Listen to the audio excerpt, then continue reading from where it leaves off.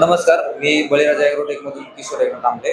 मित्रांनो, आज आपण बळीराजा तिफन म्हणून आज आपण प्रदर्शनामध्ये आणलेली आहे. तर ही जी तिफन आहे मल्टीपर्पज यूज आहे.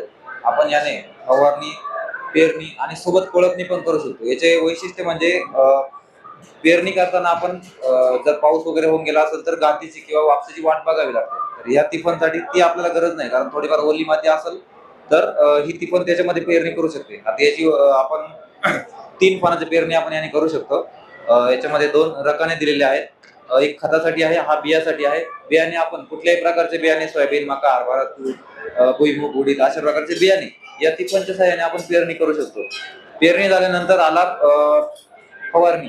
फवारणीचं काम सुद्धा आपण या बळीराजा तिफनच्या सहाय्याने करू शकतो. फवारणी करताना आपण हे पेरणी यंत्र काढून ठेवायचंय. बॅटरी पंप किंवा एसटी पंप जो काही पंप असेल तो पंप याच्यावर माउंट करून आपण पुढच्या स्प्रेला आपल्याला अटॅचमेंट करून स्प्रे करू शकतो. आता फवारणी झाल्यानंतर आपण कोळपणी करू शकतो. कोळपणी करण्यासाठी आपण अशा प्रकारच्या व्ही पासा 3 किंवा 2 किंवा फ्लॅट 2.5 फुटी 5 अशा पासा पण याला लावू शकतो.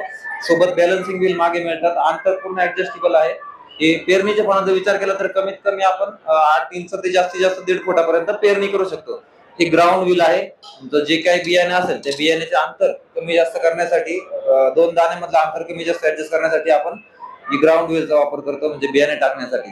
चाकांमध्ये सुद्धा अंतर ऍडजस्टेबल असतं. कमीत कमी 2 फुटापर्यंत होतं आणि जास्तीत जास्त 1.5 फुटापर्यंत चाकांमधलं अंतर आपण ऍडजस्ट करता येते.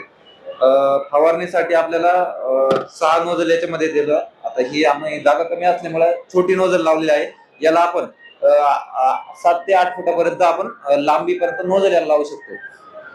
अशी आमची ही बळीराजा तिफन आहे. कॉन्टॅक्ट नंबर दिलेला आहे. तुम्ही खरेदी करण्यासाठी कॉन्टॅक्ट करू शकता.